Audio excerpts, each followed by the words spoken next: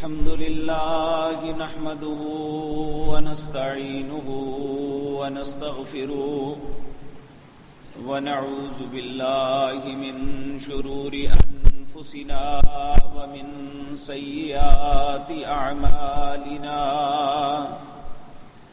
من يهده الله فلا مضل له ومن يضلل فلا هادي له وأشهد أن لا إله إلا الله وحده لا شريك له وأشهد أن محمدا عبده ورسوله أما بعد فإن خير الحديث كتاب الله وخير الهدي هدي محمد صلى الله عليه وسلم وشر الأمور محدثاتها وكل محدثة بدعة وكل بدعة ضلالة وكل ضلالة في النار رب اشرح لي صدري ويسر لي أمري واحلل عقدة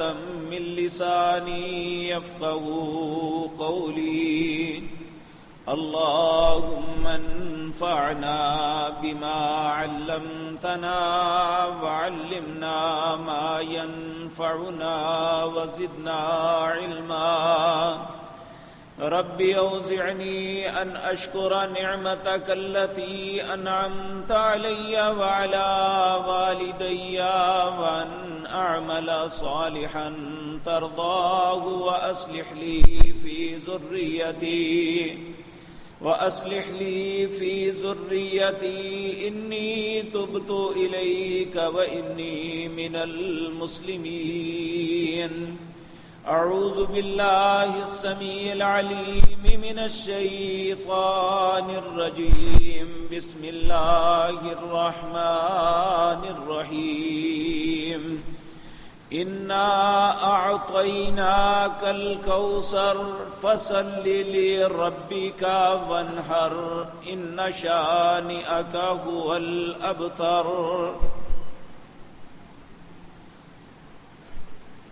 حضرات محترم، اس دنیا کی زندگی میں اسی انسان کو دانا اور عقل مند سمجھا جاتا ہے جو اپنے مستقبل کے متعلق فکر مند رہے۔ کامیابی بھی اسے ہی ملتی ہے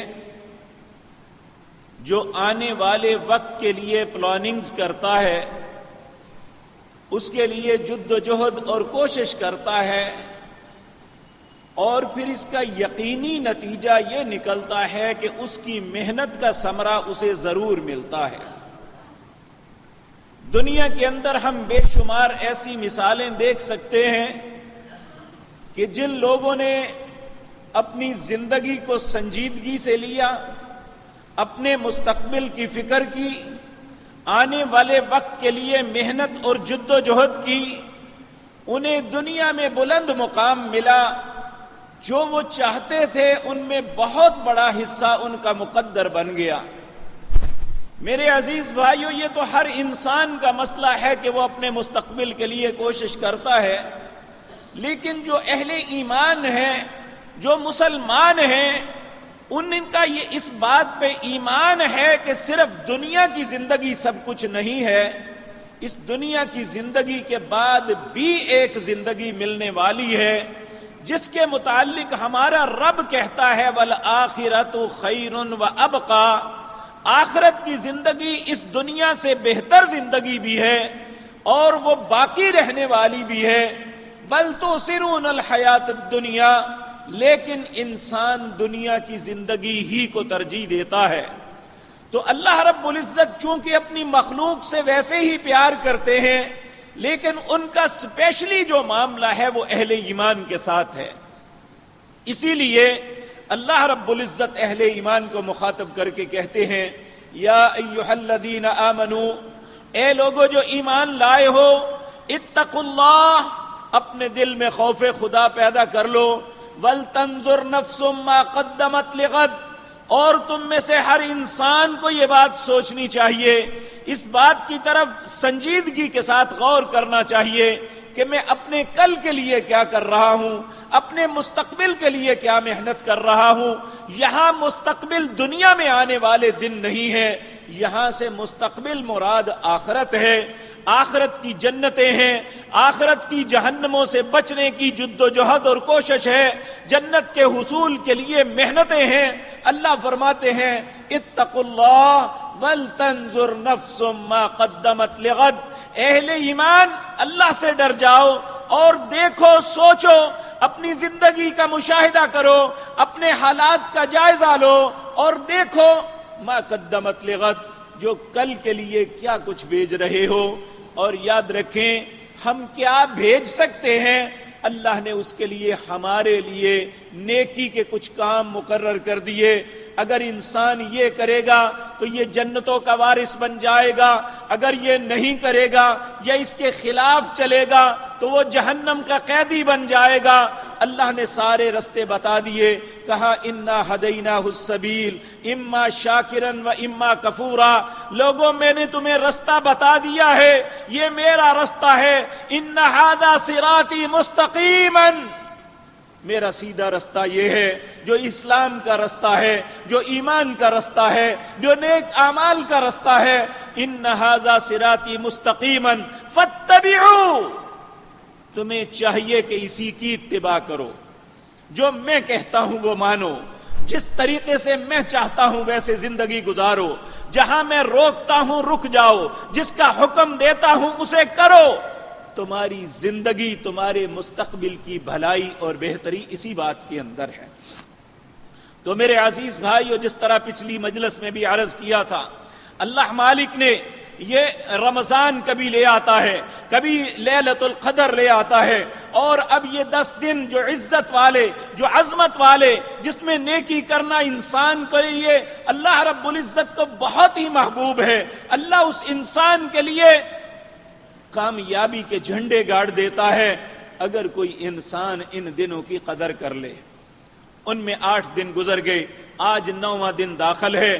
نبی کریم صلی اللہ علیہ وسلم نے اس عزت اور عظمت والے دن کے متعلق یہ بات ارشاد فرمائی کہ یہ جو 9 ذی الحج کا دن ہے، جو عرفہ کا دن ہے، اور میں آپ کے سامنے وضاحت عرض کر چکا، عرفہ کا بیسیکلی دن کل جو سعودی عرب تھا، آج وہ دن ہمارے پاس ہے، وہی دن ہے، لیکن آج ہمارے پاس وہی دن آیا ہے۔ دیکھیں جب لیلۃ القدر آتی ہے، اگر ہم سعودیہ کے ساتھ یہ بات شیئر کرنی شروع کر دیں تو پھر ان کی جب 21 ہوتی ہے، ہماری تو جفت رات ہوتی ہے۔ ہم کیوں دوسرے دن اپنی طاق رات مناتے ہیں؟ یہ خام خواہ بعض علماء نے لوگوں کے ذہنوں میں کنفیوژن ڈال دی کہ وہاں کا عرفہ کا دن وہی ہے، حالانکہ ایسی بات نہیں۔ رسول اللہ نے ہر دن کا ایک نام رکھا تھا، اس نام کے مطابق کہی تھی۔ حقیقتاً ہمارے لیے آج ہی وہ عزت والا دن ہے جسے یوم العرفہ کا نام دیا گیا، جسے 9 ذی الحج کہا گیا، جس کے دن کے روزے کے متعلق یہ بات کہی گئی، جو اس دن روزہ رکھتا ہے یکفرو، اللہ اس کا کفارہ کر دیتا ہے، اللہ اس کا مداوع کر دیتا ہے 1 سال جو پیچھے گزر چکا ہے۔ اور ہم میں سے کوئی شخص اس سال کے اندر کتنے گناہ کر چکا ہے، کتنی خطائیں ہوئی ہیں، اللہ سے کتنا دور ہوا ہے، وہ سوچ بھی نہیں سکتا، وہ اس کی کیلکولیشن بھی نہیں کر سکتا۔ اللہ کہتے ہیں وہ سارے سال کے گناہ معاف کر دوں گا، اس کا کفارہ دے دوں گا، اور آنے والے سال کے اندر جو ابھی نہیں کیا، اللہ کو معلوم ہے کہ ہم سے کیا غلطیاں ہوں گی، اللہ کہتے ہیں 2 سالوں کے گناہ معاف کر دوں گا۔ اور مجھے یقین ہے کہ بہت سے مسلمانوں نے اپنے رب کے حکم کو مانتے ہوئے اپنے نبی کی اطاعت کے اندر آج کا روزہ ضرور رکھا ہوگا۔ اللہ مالک سے دعا ہے اللہ اس کو اپنی بارگاہ میں قبول فرما لے۔ روزے کے علاوہ ہم اس دن میں کیا کر سکتے ہیں؟ تو میں آپ کے سامنے عرض کیا تھا، نبی مکرم صلی اللہ علیہ وسلم نے ارشاد فرمایا فَأَكْثِرُوا فِيهِنَّ مِنَ التَّكْبِيرِ وَالتَّحْلِيلِ وَالتَّحْمِيدِ وَالتَّسْبِيحِ، 4 کام کثرت کے ساتھ کرو. اللہ کی تسبیح سبحان اللہ، اللہ کی تحمید الحمدللہ، اللہ کی تحلیل لا الہ الا اللہ، اور اللہ کی تکبیر اللہ اکبر. اور یاد رکھیں نبی مکرم صلی اللہ علیہ وسلم نے فرمایا کہ جب انسان تسبیح کرتا ہے، سبحان اللہ کہتا ہے، تملأ المیزان، اللہ کا وہ ترازو جو اعمال کو تولنے کے لیے بنایا گیا ہے، جس میں ایک پلڑے کے اندر 7 زمینیں 7 آسمان رکھ دیے جائیں تو وہ پھر بھی وہ پلڑا اس سے بھی بڑا ہے. تو اللہ رب العزت فرماتے ہیں کہ تمہارا خلوص دل کے ساتھ اللہ کی وحدانیت کو مد نظر رکھتے ہوئے، شرک سے توبہ کرتے ہوئے، اللہ کی تسبیحات کرتے ہوئے جب سبحان اللہ کہتے ہو، ایک دفعہ یہ کلمہ تمہارا خلوص دل کے ساتھ نکالا ہوا اللہ کے میزان کو بھر دیتا ہے. والحمدللہ، جو الحمدللہ ہے، اللہ کی تعریف. ایک ہے کھانا کھایا تو اس کے شکرانے میں کہا الحمدللہ، انسان کو چھینک آئی اس کے شکرانے میں کہا کہ الحمدللہ. یہ تو عدلے کا بدلہ ہے. انسان بغیر کسی ایسی بات کے کہ اس وقت اس نے کوئی اللہ کی نعمت بظاہر نظر نہیں آئی، پھر بھی وہ اللہ کی تعریف کرتا ہے. نبی کریم صلی اللہ علیہ وسلم نے فرمایا، ملء السماوات وملء الارض، زمین اور آسمان کی ہر چیز اس کلمے کی وجہ سے بھر جاتی ہے. اور پھر فرمایا جو انسان ان 4 کلموں کو پڑھتا ہے، سبحان اللہ، الحمدللہ، ولا الہ الا اللہ، واللہ اکبر، آپ نے فرمایا یہ کلمے اس کی زبان سے نکلے، یہ اللہ کے عرش کے ارد گرد چکر لگاتے ہیں، اللہ کی بارگاہ میں پہنچتے ہیں. اللہ کے عرش کے ارد گرد جس طرح تم بیت اللہ کا طواف کرتے ہو، تمہارے یہ کلمات اللہ کے عرش کے گرد گھومتے ہیں اور وہاں پہ جا کے تمہیں یاد کرتے ہیں جس نے اپنی زبان سے ان کلمات کو نکالا ہوتا ہے. تو یہ کتنی بڑی خوش نصیبی ہے. تو آج کے دن ہماری زبان ایک لمحے کے لیے بھی نہیں رکنی چاہیے. سبحان اللہ، ابھی بہت وقت پڑا ہے، صبح ابھی مغرب آنے میں بہت وقت ہے، ہم بہت کچھ کر سکتے ہیں. نبی مکرم صلی اللہ علیہ وسلم نے ارشاد فرمایا، جب میں اپنے بابا سیدنا ابراہیم علیہ السلام سے ملا معراج کی رات، اور انہوں نے مجھے کہا، اے محمد صلی اللہ علیہ وسلم، آپ اپنی امت کو میری طرف سے سلام عرض کرنا، سلام کہنا. اللہ کے خلیل نے اے امت محمد الرسول اللہ صلی اللہ علیہ وسلم آپ کو سلام بھیجا. کہا امت محمد الرسول اللہ صلی اللہ علیہ وسلم، آپ اپنی امت کو میرا سلام کہنا اور 3 باتیں کہنا. یہ جنت کی زمین بڑی ہموار ہے اور بڑی ہی یہ اچھی ہے، اور اس کا پانی بڑا میٹھا ہے. تم میں سے کون ہے جو اس کی خوبصورت زمین میں پودے لگائے، باغ اگائے؟ نبی کریم صلی اللہ علیہ وسلم نے پوچھا، اے میرے بابا، اس میں باغ لگانا کیا ہے، اس میں پودے لگانا کیا ہے؟ کہا سبحان اللہ، الحمدللہ، ولا الہ الا اللہ، واللہ اکبر. تمہارا یہ کہنا جنت میں باغات بنائے گا، جنت کے باغیچے بنیں گے، تمہاری ملکیت میں اضافہ ہوگا. تو آج کون ہے جو اس عظیم دن میں، جو رسول اللہ صلی اللہ علیہ وسلم نے فرمایا، ما من ایام افضل عند اللہ، ان دنوں سے بہتر کوئی عمل نہیں ہے، تو ان دنوں کے اندر بھی ان دنوں کا سردار 9 ذی الحج آج جس میں ہم موجود ہیں اور زندہ ہیں، ہم اپنی زبان سے یہ سب کچھ کر سکتے ہیں. ہم یہ تھوڑی سی محنت سے اللہ کا قرب حاصل کر سکتے ہیں. ممکن ہے آج زبان سے استغفار کا کلمہ نکلا ہوا ہمیں جہنم سے آزاد کروا دے. آج اللہ رب العزت کی تعریف و توصیف کے اندر اللہ ہمارے لیے جنت مقدر فرما دے. نبی کریم صلی اللہ علیہ وسلم نے فرمایا، سال کے 360 دن کے اندر اللہ اتنے لوگوں کو جہنم سے آزاد نہیں کرتا جتنا اس دن کے اندر اللہ جہنم سے آزاد کرتا ہے. تو دیکھیں ہم میں دانا اور عقل مند انسان وہ ہے جو وقت سے، موقع سے فائدہ اٹھا لے. اسی انسان کو اچھا دانا سمجھا جاتا ہے جو موقع سے فائدہ اٹھاتا ہے، جو چانس ملتا ہے اس چانس کو اویل کرتا ہے، تو اے امت محمد الرسول اللہ صلی اللہ علیہ وسلم، اے آدم کی اولاد، اللہ تمہارے لیے آج دروازہ کھولا ہوا ہے اپنی رحمتوں کا، اور اللہ کی رحمتیں تمہیں اپنے دامن میں سمیٹنا چاہتی ہیں۔ کون ہے جو اپنے بازوؤں کو پھیلا کے اللہ کی رحمت میں اپنے آپ کو، اللہ کی رحمت کے حوالے اپنے آپ کو کر دے؟ اسی طرح میرے عزیز بھائیوں، نبی کریم صلی اللہ علیہ وسلم، آپ کے صحابہ ان دنوں کثرت کے ساتھ تکبیرات کہتے ہیں، اور حضرت عبداللہ بن عمر اور حضرت عبداللہ بن عباس اور سیدنا ابو ہریرہ یہ کیا کرتے تھے؟ یہ بازاروں میں نکل جاتے ہیں اور بازاروں میں نکل کے بلند آواز سے تکبیرات کہتے ہیں، تو لوگ جو ہیں جب یہ تکبیرات کو سنتے تو وہ بھی بلند آواز سے تکبیریں کہنے شروع کر دیتے ہیں۔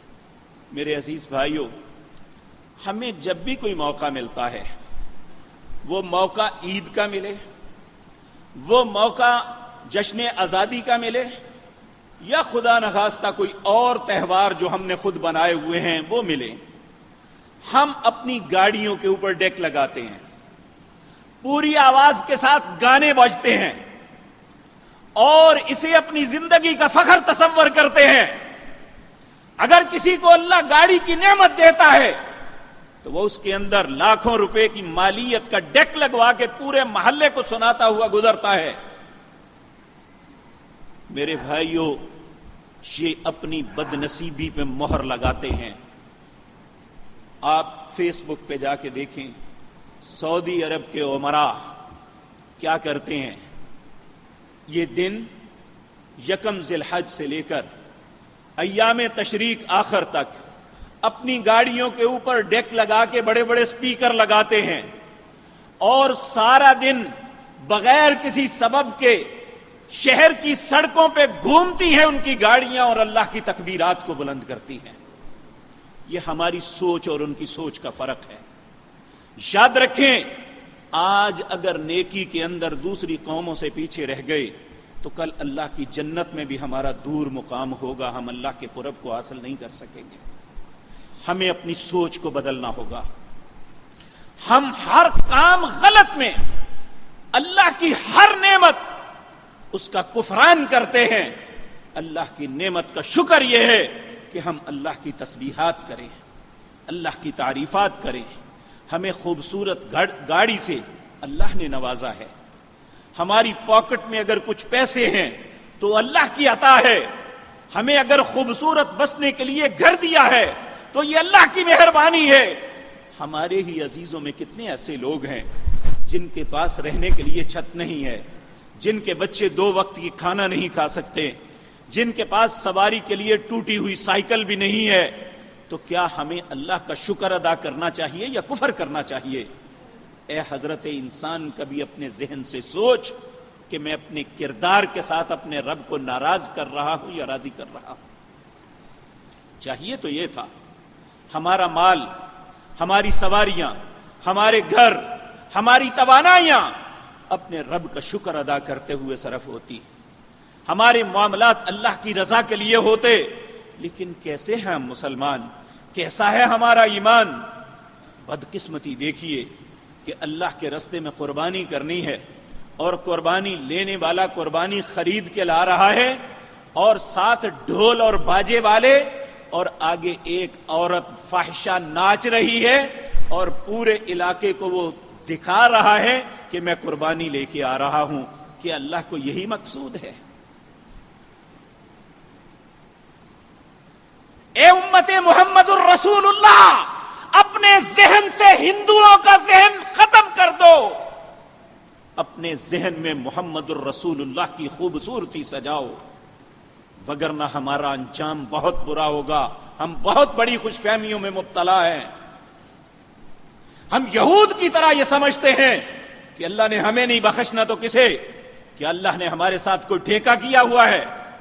ہم ہر بات میں اپنے رب کی نافرمانی کریں اور پھر سمجھیں ہمارا نکاح ہے، ہمارے فوتگی ہے، کوئی ایک بات بتا دو کہ جس میں ہم نے ضد کا عنصر نہ رکھا ہو، جس میں اپنے معاشرے کی رسومات کو داخل نہ کیا ہو، جس میں ہم ہندوؤں کے طریقے کو نہ اپنایا ہو،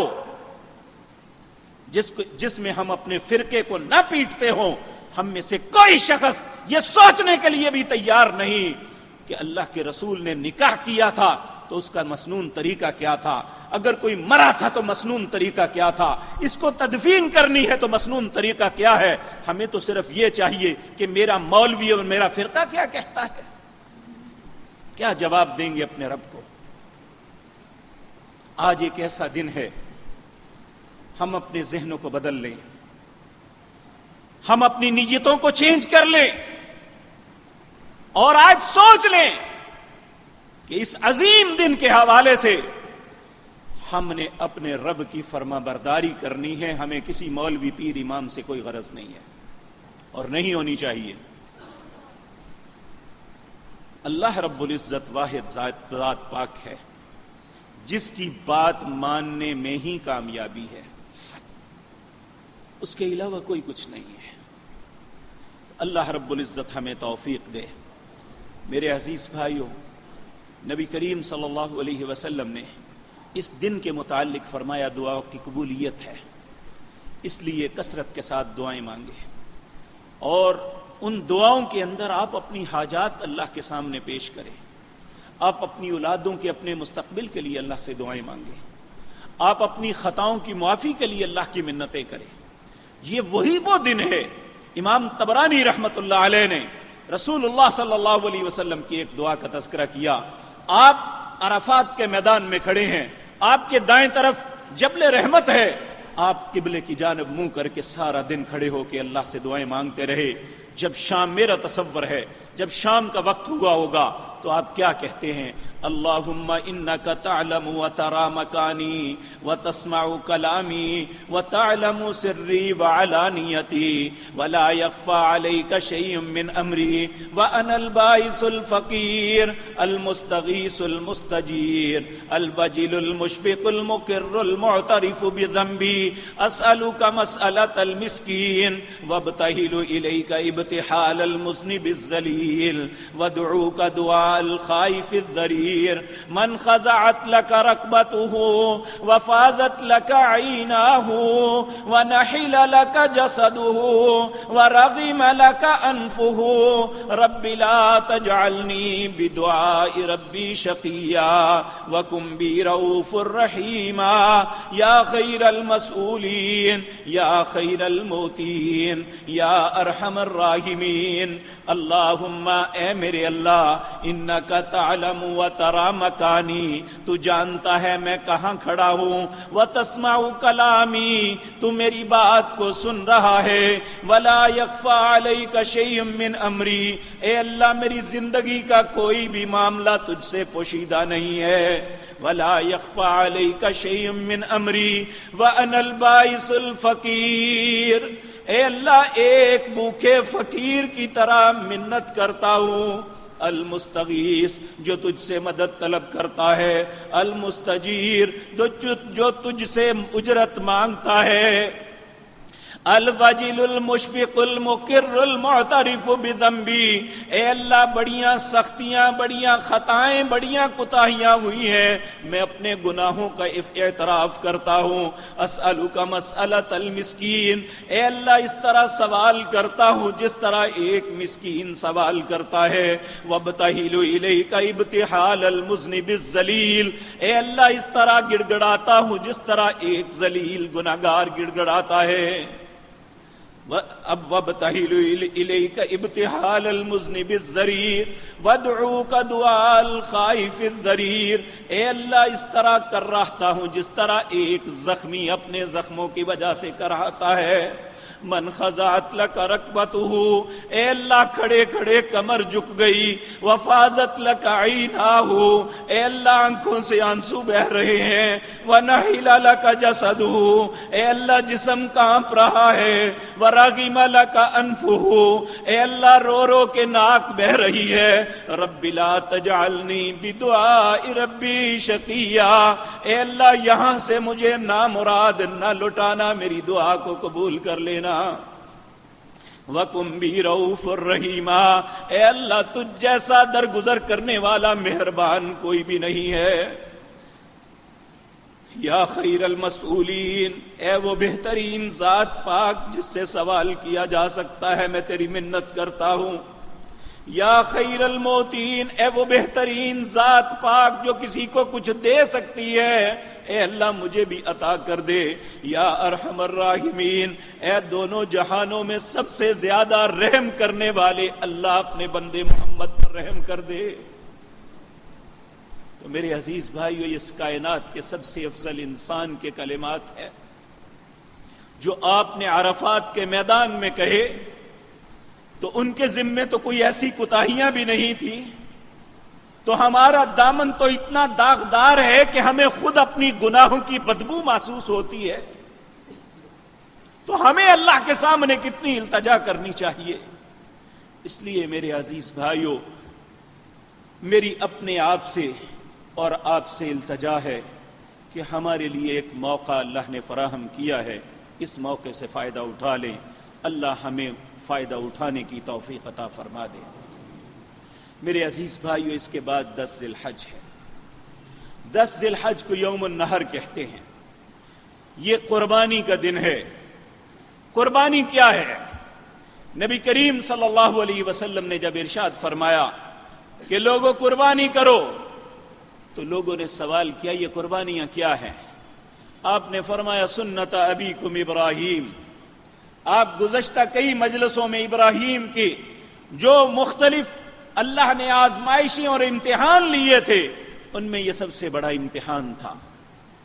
جب آپ کو ملک سے نکال دیا گیا، جب مصر سے چل کے فلسطین چلے گئے، پھر گھر میں ایک کلیش شروع ہو گیا، اور اس وقت آپ نے اللہ سے التجا کی، انی ذاہب الی ربی سیہدین، میں اب جاتا ہوں، میرا رب کوئی رستہ دکھائے گا۔ اور پھر کہا رب ہب لی من الصالحین۔ اللہ عمر کا سارا حصہ گزر گیا، بڑھاپا آ گیا ہے، 80 سال سے اوپر 85 86 سال تک عمر ہو گئی، اللہ اب تو ایک بیٹا دے دے، رب ہب لی من الصالحین۔ تو پھر اللہ کو رحم آیا، کہا فبشرناہ بغلام حلیم، تمہیں ایک بردبار بیٹا دیتا ہوں۔ اور کہا کیسے ہوگا؟ کہا یہ میرا کام ہے، تیرا نہیں ہے۔ فبشرناہ بغلام حلیم۔ پھر اس سے بڑی آزمائش آئی، جب بیٹا مل گیا تو گھر میں کلیش کھڑا ہو گیا، دونوں بیویاں آپس میں ٹکرانے لگی، تو خوف زدہ ہوئے، اپنے بچے کو فلسطین سے اٹھایا اور اس کی ماں کو بیت اللہ جہاں بنا ہوا ہے، یہاں اس وقت کچھ بھی نہیں تھا، بیت اللہ کی عمارت بھی سیلاب نے ڈھا دی تھی، اور وہاں کوئی آبادی کا نام و نشان نہیں تھا۔ وہاں جا کے اللہ کے حکم کے مطابق ایک کھجور کا تھیلا ہے، ایک پانی کی مشک ہے، وہاں جا کے کہتے ہیں لو جی تم اب یہاں رہو گے۔ بیوی بار بار پوچھتی ہے کس کے حوالے کر کے جا رہے ہو، کس نے کہا ہے یہ؟ کوئی جواب نہیں دیتے۔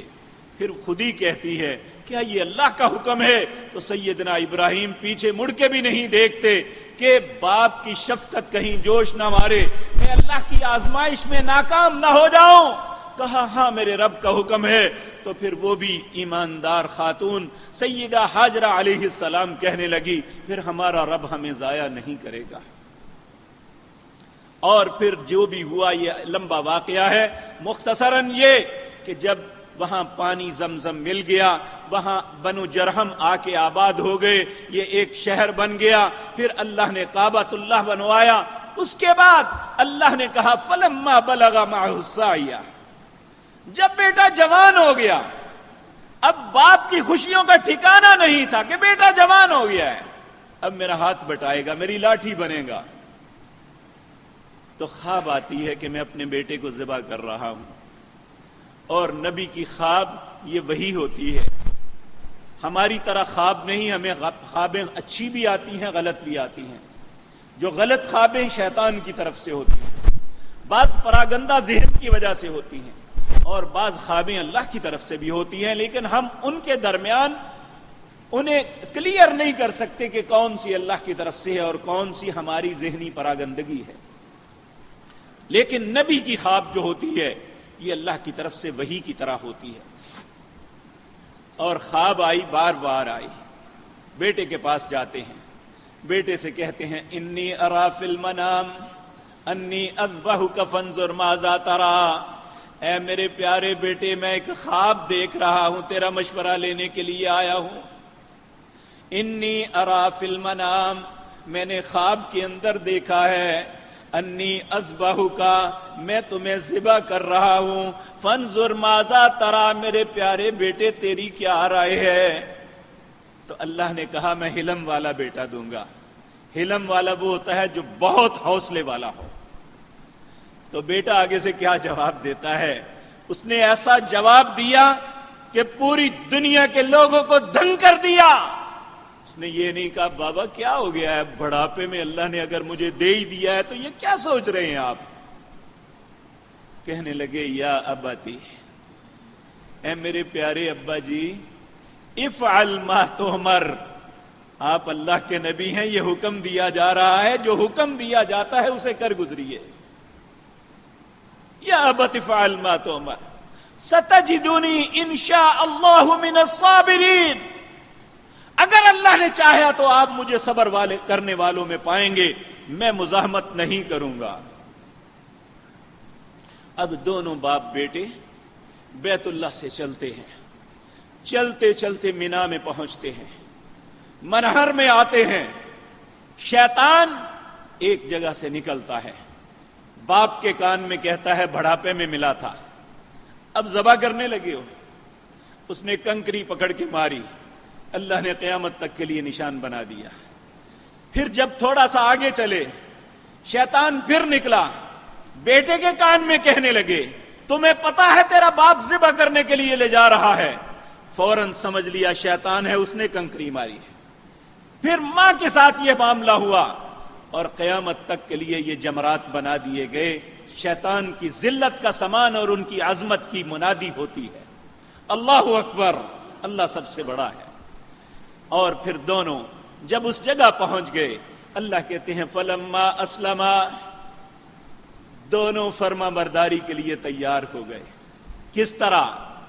بیٹے کو دائیں بال لٹا لیا، ہاتھ میں چھری ہے، باپ نے گلے پہ رکھ دی، وَتَلَّهُ لِلْجَبِينِ، اللہ کہتے ہیں دائیں بال لٹا کے چھری اس کی گردن پہ رکھ کے فَلَمَّا أَسْلَمَا وَتَلَّهُ لِلْجَبِينِ، جب چھری پھیرنے لگے تو عرشوں پہ بیٹھا ہوا رب بول اٹھا وَنَادَيْنَاهُ أَن يَا إِبْرَاهِيمُ، او ابراہیم قد صدقت الرؤيا، تو نے تو خواب کو سچ کر دکھایا، قد صدقت الرؤيا انا كذلك نجزي المحسنين، میں محسنوں کو اجر کو ضائع نہیں کرتا۔ وَفَدَيْنَاهُ بِذِبْحٍ عَظِيمٍ، اللہ نے بیٹے کو اٹھا کے ایک جنت سے مینڈا دے دیا، اس کو ذبح کرو۔ تو نئی سیدنا وقدوتنا ومولانا محمد صلی اللہ علیہ وسلم، آپ نے کہا اے میرے صحابہ یہ ہمارے باپ ابراہیم کا طریقہ ہے۔ پھر صحابہ نے پوچھا یا رسول اللہ ملے گا کیا؟ قربانی کر لیتے ہیں، ملے گا کیا؟ کہا ایک ایک بال کے بدلے اللہ گناہوں کو معاف کریں گے، اللہ نیکیاں عطا کریں گے، اللہ درجات کو بلند کریں گے۔ کہا یہ بال تو ہو گئے، تو یہ چھترا اور دمبا اس کے ریشے ہوتے ہیں، اس کے بال نہیں ہوتے۔ کہا اللہ ایک ایک ریشے کے برابر نیکیاں دیں گے، گناہوں کو معاف کریں گے اور بلند کریں گے۔ اور پھر فرمایا جب ایک انسان رزق حلال کے ساتھ اللہ کی رضا کے لیے، اللہ کی رضا کے لیے اور کوئی ذہن میں نہیں، اچھی اخلاص نیت کے ساتھ اللہ کی بارگاہ میں قربانی کرتا ہے، جب وہ بکرے کی گردن کے اوپر چھری پھیرتا ہے اس کا خون زمین پہ نہیں لگتا تو اللہ جنت میں اس کا مقام بنا دیتے ہیں۔ آج ہمیں سبق یہ دیا جا رہا ہے کہ فلاں ڈرائیور کا بیٹا اس کا ایکسیڈنٹ ہو گیا، قربانی کو چھوڑو، اس کا معاملہ کرو، اس کا معاملہ بھی اللہ کرے گا، اس کے معاملے کی اصلاح بھی اللہ کرے گا. لیکن آج ہماری جہنم سے آزادی اور جنت میں داخلہ، اور سب سے بڑی بات نبی کریم صلی اللہ علیہ وسلم نے فرمایا، فربا طاقتور قوت والی قربانیاں کرو، یہ پل صراط کے اوپر تمہاری سواریاں بنیں گی. جہنم کے اوپر ان کل نفس الا واردها، ہر شخص کو جہنم کے اوپر پیش کیا جائے گا، اس کے وہ پل کے اوپر سے گزرنا ہوگا جو تلوار کی طرح تیز اور بال سے باریک ہوگا. کچھ لوگ آنکھ جھپکنے سے بھی پہلے گزر جائیں گے اپنے نیک اعمال کی وجہ سے. اللہ ہمارا نصیب بھی ایسا کر دے. کچھ بجلی کی طرح گزر جائیں گے اور کچھ گرتے پڑتے، اور اکثر لوگ اسی پل پہ کٹ کے جہنم کا ایندھن بن جائیں گے، الیاذ باللہ. تو یہ قربانیاں وہاں پہ ہماری سواریاں ہوں گی. اس لیے کہا ان قربانیوں کو اچھا کرو. اور میرے پیارے بھائیوں، قربانی کے اندر سب سے پہلی بات، ان اللہ طیب لا يقبل الا الطیب. اللہ پاک ہے، پاکیزگی کے علاوہ کوئی چیز نہیں چاہتا. اگر ہم رزق حلال ہوگا تو یہ اللہ کے ہاں قبول ہوگی. اس لیے کوشش یہ نہیں کہ قربانی چھوڑ دیں، یہ کوشش کریں رزق حلال لیں. قربانی کریں لیکن رزق حلال سے. نمبر 2، نبی کریم صلی اللہ علیہ وسلم نے فرمایا جس جانور میں 4 عیب ہوں اس کی قربانی نہیں ہوتی. نمبر 1، آنکھوں کے متعلق 3 باتیں فرمائی. بھینگا ہو جس کا بھینگا پن ظاہر ہے، کانا ہو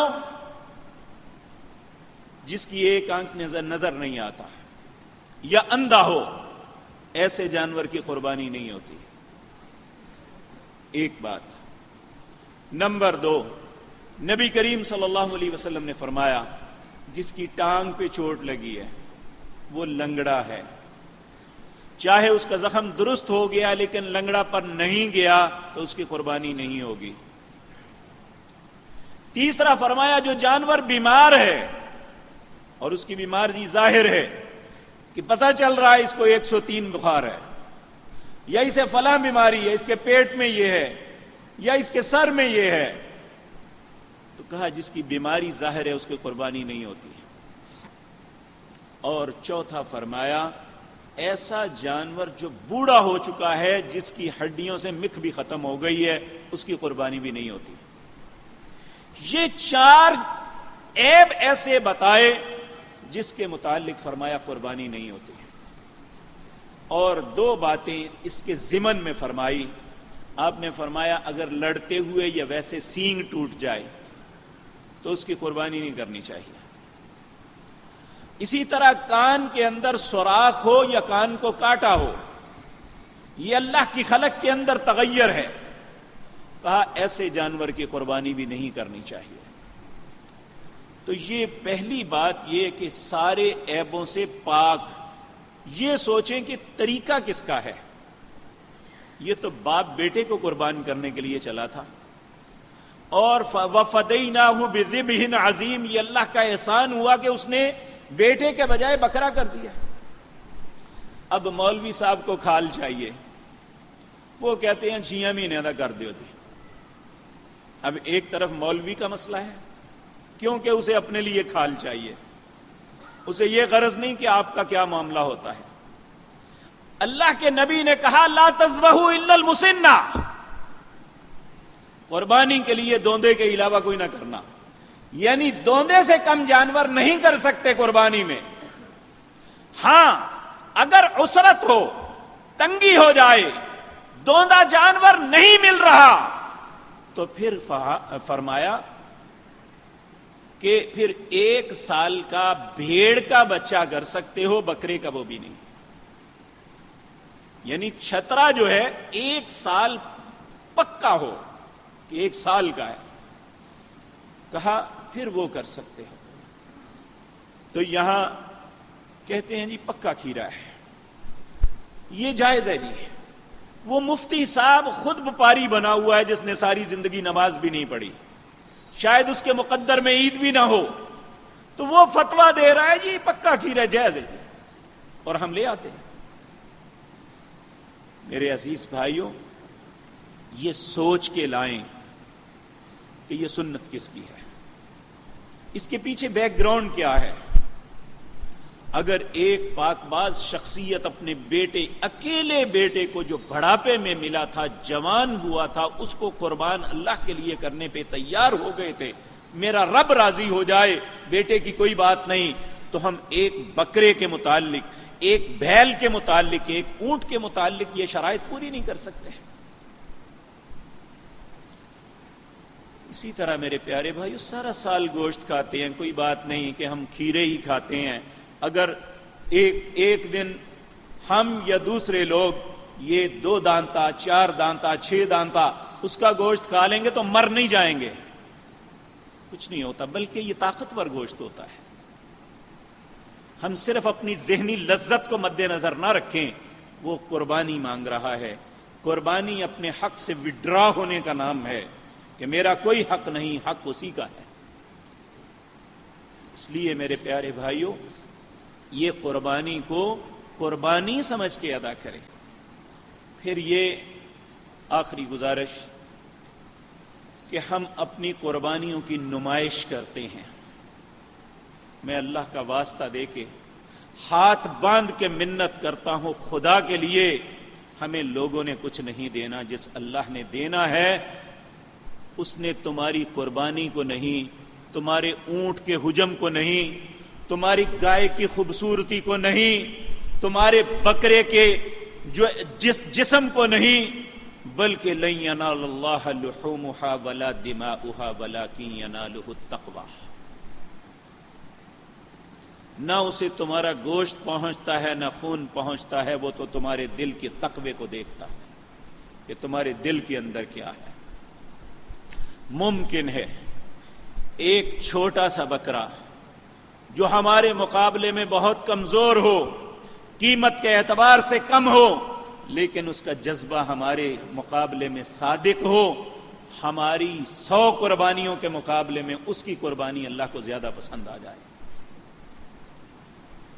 سیدنا ابو بکر کی مثال آپ نے کئی دفعہ سنی ہوگی۔ تبوک کی جنگ میں رسول اللہ صلی اللہ علیہ وسلم نے لوگوں کو اتنی جو تاکید سے کبھی نہیں کہا تھا کہ بھائی جو تمہارے پاس ہے لے آؤ۔ حضرت عمر رضی اللہ تعالیٰ عنہ کے دل میں ساری زندگی یہ کسک رہی کہ کوئی موقع ایسا ہے کہ نیکی میں سیدنا ابو بکر سے بڑھ جاؤں۔ کہتے ہیں جب تبوک کا موقع آیا، میرے پاس اس وقت اتنا مال تھا کہ زندگی میں کبھی نہیں تھا، میں نے سوچا آج میں بڑھ جاؤں گا۔ گھر گئے، اپنا آدھا مال لیا، اور جب مسجد نبوی میں آیا تو ڈھیر لگ گئے، سارا مال کے ڈھیر لگا دیے۔ نبی کریم صلی اللہ علیہ وسلم نے پوچھا عمر کیا لے کے آئے ہو؟ کہنے لگے یا رسول اللہ صلی اللہ علیہ وسلم آدھا مال گھر چھوڑ آیا ہوں، آدھا آپ کی خدمت میں حاضر کر دیا ہے۔ آپ نے فرمایا اللہ تمہیں برکت دے۔ کچھ دیر گزری تو سیدنا ابو بکر نے ایک رومال میں کچھ چیزیں باندھی ہوئی ہیں، وہ رومال کی گٹھڑی اٹھائی ہوئی ہے، آ رہے ہیں، آ کے رسول اللہ کی خدمت میں دے دی۔ آپ نے کھولا، دیکھا، کہا ابو بکر کیا لے کے آئے ہو؟ کہا اللہ اور اس کے رسول کی محبت گھر چھوڑ آیا ہوں، باقی سب کچھ لے آیا ہوں۔ آپ اٹھ کے کھڑے ہو گئے، اللہ اکبر، اللہ اکبر، اللہ اکبر۔ آج درم دینار سے بڑھ گیا۔ درم آپ ٹیڈی پیسہ سمجھ لیں، دینار 1 روپیہ سمجھ لیں، یہی 100 اور 1 کا مقابلہ۔ کہا آج پیسہ روپے سے بڑھ گیا ہے۔ یہ ہے دل، یہ ہے تقوی، کہ ان کے دل میں کیفیت یہ تھی کچھ بھی نہیں، کیا ہوا؟ کچھ نہ رہے، کیا ہوا؟ اللہ کے رسول نے حکم دیا سب کچھ لے جاؤ۔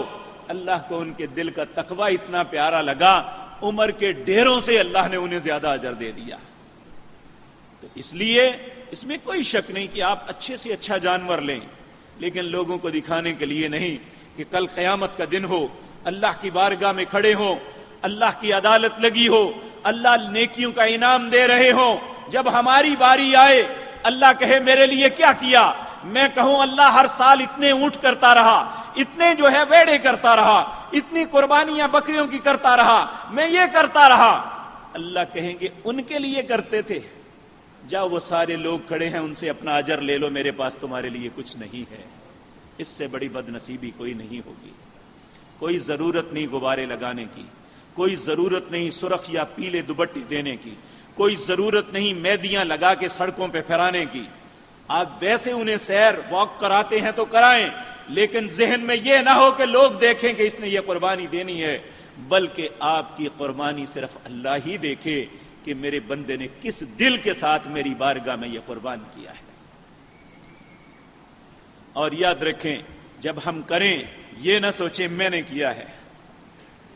رسول اللہ صلی اللہ علیہ وسلم قربانی کو لٹاتے کہتے اللہم منکا ولکا، اے اللہ دیا بھی تمہیں ہے اور میں تیری ہی بارگاہ میں دے رہا ہوں، میرا نہیں ہے، میں اس کا مالک نہیں ہوں، نہ میری کوشش اور جد و جہد سے ملا ہے۔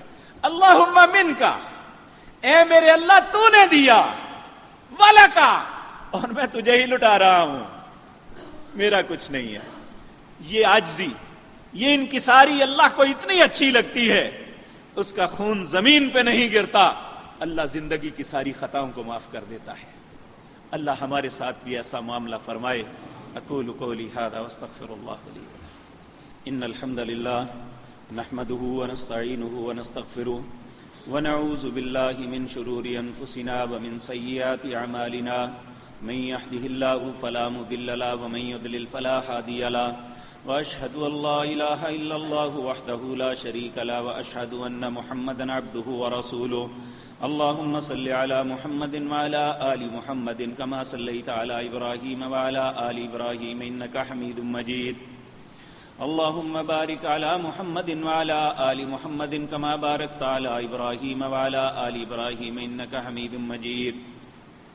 یہ ایک اعلان ہے کہ وضو والی جگہ سے ایک گھڑی ملی ہے، جن صاحب کی ہو وہ گیٹ پہ گن مین سے لے سکتا ہے۔ بلکہ یہاں میں ایک بات عرض کروں گا، 2 سال پہلے تک بھی کوئی گھڑی، اینک یا کوئی قیمتی چیز بے شمار ہمارے پاس پڑی ہیں جو لوگ لینے کے لیے نہیں آتے۔ بہرحال وہ امانتیں ہیں، پڑی رہیں گی۔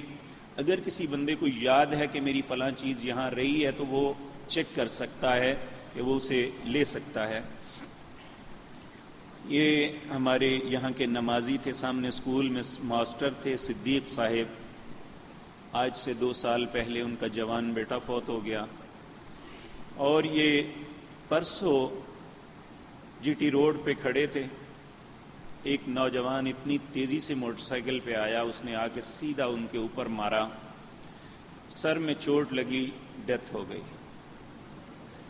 میں پہلے بھی اپنے نوجوان بھائیوں اور بیٹوں کی منت کرتا رہتا ہوں، خدا کے لیے یہ خون سر پہ رہے گا۔ بے شک وہ بھاگ گیا ہے، کسی کو نہیں پتا کہ کون مار کے گیا ہے، انہیں کون قتل کر گیا ہے۔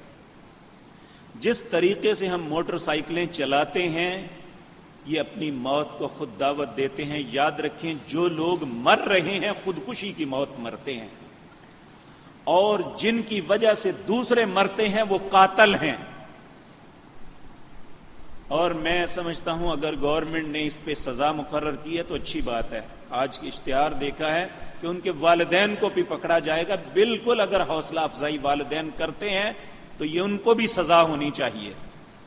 یہ بہت بری عادت بن گئی ہے کہ ہم اپنے ہاتھوں سے گٹھڑیوں میں باندھ کے گوشت لاتے ہیں لیکن پھر شرم نہیں آتی، پھر وہی کام کرتے ہیں۔ اس لیے میں التجا کروں گا اپنے جوانوں سے، اپنے بھائیوں اور بیٹوں سے، خدا کے لیے اپنی جان پہ بھی رحم کرو اور لوگوں کی جانوں پہ بھی رحم کرو۔ اور بھی بہت سے بھائیوں نے اپنے بیماروں کے لیے دعا کی درخواست کی ہے۔ اللہ سب بیماروں کو شفاء کاملہ عاجلہ عطا فرمائے۔ بعض نے اپنے فوت شدگان کے لیے کہا ہے، اے اللہ جو بھی مسلمان بہن بھائی بیٹے بزرگ فوت ہو چکے، اے اللہ ان سب پہ رحم فرما۔ ایک بھائی نے سوال کیا ہے کیا نفلی روزہ 8 پہر کا ہو سکتا ہے؟ دیکھیں کیوں نہیں ہو سکتا؟ نبی صلی اللہ علیہ وسلم نے، میں نے پچھلے جمعے بھی عرض کیا تھا، ویسے سحری میں برکت ہے، لیکن اگر کوئی انسان نفلی روزے میں رہ جاتا ہے یا فرضی روزے میں کہ وہ سویا رہا، اٹھ نہیں سکا، تو جب اٹھا تو سحری کا وقت گزر چکا تھا، تو وہ اپنے روزے کو کنٹینیو رکھے، لیکن اٹھنے کے باوجود 8 پہر کا روزہ رکھنا یہ منع ہے۔ بندے کے پاس سحری کا وقت بھی ہے، کھانا بھی ہے، کوئی پرابلم نہیں ہے، پھر وہ نہیں کھاتا، چاہے وہ ایک دودھ کا گلاس 1 گھونٹ پی لے، چائے کا کپ پی لے، پانی پی لے، یہی اس کی سحری ہوگی، لیکن بالکل ایسے ہی روزہ رکھنا یہ درست نہیں ہے۔ ہاں اگر خدا نخواستہ سوئے رہے تو پھر اپنے روزے کو کنٹینیو رکھیں، آپ کا روزہ درست ہوگا۔ بھائی نے کہا ہے کاروبار کی وجہ سے بہت پریشان ہے، اللہ ان کی پریشانیوں کو دور کرے۔ اللہ اکبر۔ یہ لکھا ہے کپورے اور اوجڑی کھانا جائز ہے؟ بالکل جائز ہے، کل حلال، ہر چیز حلال ہے جو حلال جانور ہے۔ اس کے متعلق بعض فقہا نے جو مکروہ کہا ہے اس کی دلیل کوئی نہیں ہے، یعنی خصیتین کپوروں کو مکروہ کہا ہے، اوجڑی کو مکروہ کہا ہے، یا جو پٹھے ہوتے ہیں انہیں مکروہ کہا ہے، لیکن اس دلیل کوئی نہیں ہے۔ اللہ اور اس کے رسول کی سنت سے، طریقے سے، قرآن و حدیث سے ہمیں کوئی ایسی ممانعت نہیں ملتی۔ اور ساتھ ایک بات یاد رکھیں، مکروہ کیا ہوتا ہے؟ مکروہ کسی چیز سے کراہت کرنا۔ آپ دیکھیں کہ بعض لوگ، خوشبو ایک اچھی چیز ہے لیکن بعض لوگوں کو اچھی نہیں لگتی، انہیں الرجی ہو جاتی ہے، ان کے لیے خوشبو مکروہ ہے، اب وہ حرام تو نہیں ہوگی؟ رسول اللہ صلی اللہ علیہ وسلم کے پاس یہ ایک چھپکلی کی طرح کا بڑا جانور ہوتا ہے، گو، عرب کھاتے ہیں۔ حضرت سعد بن وقاص رضی اللہ تعالیٰ عنہ گو پکا کے لائے، نبی کریم صلی اللہ علیہ وسلم کی خدمت میں حاضر کی، آپ نے فرمایا سعد تم کھاؤ، مجھے اچھی نہیں لگتی۔ یعنی اسی طرح بعض سبزیاں ہیں، بعض لوگ اچھی، ان کی مرغوب ہوتی ہیں، دوسرے کو نہیں اچھی لگتی۔ اسی طرح بعض لوگ ہیں جو گوشت بالکل نہیں کھاتے، زندگی بھر نہیں کھاتے۔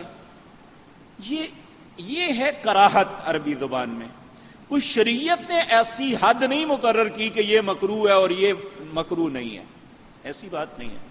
ایک چیز آپ کو اچھی لگتی ہے دوسرے کو نہیں، وہ اس کے لیے مکروہ ہے، آپ کے لیے اچھی ہے۔ ایک چیز آپ کو اچھی نہیں لگتی، دوسرے کو اچھی لگتی ہے، وہ آپ کے لیے مکروہ ہے، اس کے لیے نہیں ہے۔ تو اسی طرح اسے مکروہ کہنا یہ فضول بحث ہے، فضول بات ہے، ایسی نہیں ہے، بلکہ طبی طور پہ اس کے بہت سے فائدے ہیں۔ جو کپورے خصوصاً ہیں، طبی طور پہ انسان کے جسم کے بے شمار اعضاء کی تقویت کا سبب بنتے ہیں، اس لیے اس میں کھانے میں کوئی حرج نہیں ہے۔ میرے عزیز بھائیو، آج آپ نے اخبارات میں پڑھا ہوگا کہ کراچی میں بہت سخت بارشیں ہوئی ہیں، حتیٰ کہ گاڑیاں ڈوب گئی، بہت برے حالات ہیں وہاں پہ۔ ہمیں اپنے بھائیوں کے لیے اللہ سے دعا کرنی چاہیے، اللہ معاف فرما دے۔ نبی صلی اللہ علیہ وسلم، یہ بات یاد رکھیں، ہم میں سے اکثر لوگ یہ بات نہیں جانتے، نبی صلی اللہ علیہ وسلم جب بارش ہوتی نا، بارش شروع ہوتی تو فوراً آپ یہ دعا کرنا شروع کر دیتے، اللہم سیبا نافعا، اے اللہ یہ جو بارش اتری ہے ہمارے لیے نفع بند بنانا، نقصان کا سبب نہ بنانا۔ اور ہم میں سے کبھی کسی انسان نے اس طرف توجہ نہیں دی کہ ہمیں بارش کے وقت کیا اللہ سے کہنا چاہیے۔ تو نبی صلی اللہ علیہ وسلم جب بھی بارش شروع ہوتی، صحابہ اور آج عربوں میں بھی ہے کہ دعا ہوتی ہے تو لوگ باہر کو بھاگتے ہیں کہ یہ قبولیت کی گھڑی ہے، دعا مانگو بس۔ اور ہم سوائے شغل کے شاید زندگی میں ہمارا دوسرا مقصد ہی کوئی نہیں ہے۔ یہ گجرانوالہ ویسٹ مینجمنٹ کمپنی جو ہے وہ کوڑا اٹھاتے ہیں، انہوں نے آپ سے التماس کی ہے، ہمارے میئر صاحب نے بھی، کہ قربانی کے جانوروں کی زائد باقیات جو ہیں ادھر ادھر پھینکنے کے بجائے کوڑا دان میں یا ایک جگہ اکٹھی کریں۔ اور انہوں نے دن رات کا آپریشن جو ہے وہ ترتیب دیا ہے، اور میں امید کرتا ہوں، اللہ سے دعا بھی کرتا ہوں اللہ ان کی مدد فرمائے کہ ان کی کوشش یہ ہے کہ شہر میں غلاظت نہ رہے، اللہ ان کی مدد فرمائے۔ اور ہمیں بھی ایسے معاملات میں ان کا تعاون کرنا چاہیے۔ نبی کریم صلی اللہ علیہ وسلم کا فرمان ہے، جی میں نے بات کی ہے، وہ کہتے ہیں دوائی نہیں ہے ہمارے پاس، جس دن آئے گی انشاءاللہ وہ ماریں گے۔ یہ میں ایک ہفتہ پہلے کی بات کی تھی انشاءاللہ۔ ہاں، اسی طرح میرے عزیز بھائیو، برما کے اندر ایک رات کے اندر 3700 مسلمانوں کو قتل کیا گیا ہے۔ کسی کی گردن اتاری، کسی کا سینہ چاک کر کے دل نکالا، عورتوں کے بازو کاٹے، تڑپتی عورتیں، بچیاں، ان کی جو ہے اللہ اکبر، دیکھا نہیں جاتا کیا ہو رہا ہے۔ ہم ایک سکون والی زمین میں ہیں میرے بھائیوں، اور کچھ نہیں ہم یہ تو کر سکتے ہیں، اپنے مظلوم مسلمانوں کے لیے دعا ہی کرتے ہیں۔ تو آج ان سخت حالات میں نبی صلی اللہ علیہ وسلم ہمیشہ قنوت نازلہ کرتے تھے۔ انشاءاللہ نماز کے اندر قنوت نازلہ کریں گے، جس میں ہمارے ملک میں جو آفات بارشوں کی وجہ سے آ رہی ہیں ان کے لیے اور دنیا بھر کے مظلوم مسلمانوں کے لیے اللہ سب پہ رحم فرمائے، اور بھی جو بھی مسلمان انفرادی طور پہ، خاندانی طور پہ یا اجتماعی طور پہ کسی بھی مصیبت میں، کسی بھی بیماری میں، کسی بھی تکلیف میں مبتلا ہے، اللہ سب پہ رحم فرمائے۔ انشاءاللہ الرحمن جامع مسجد مکرم میں کل عید الاضحیٰ کی نماز 6:45 پہ کھڑی ہوگی۔ سبحان ربک رب العزت عما یصفون وسلام علی المرسلین۔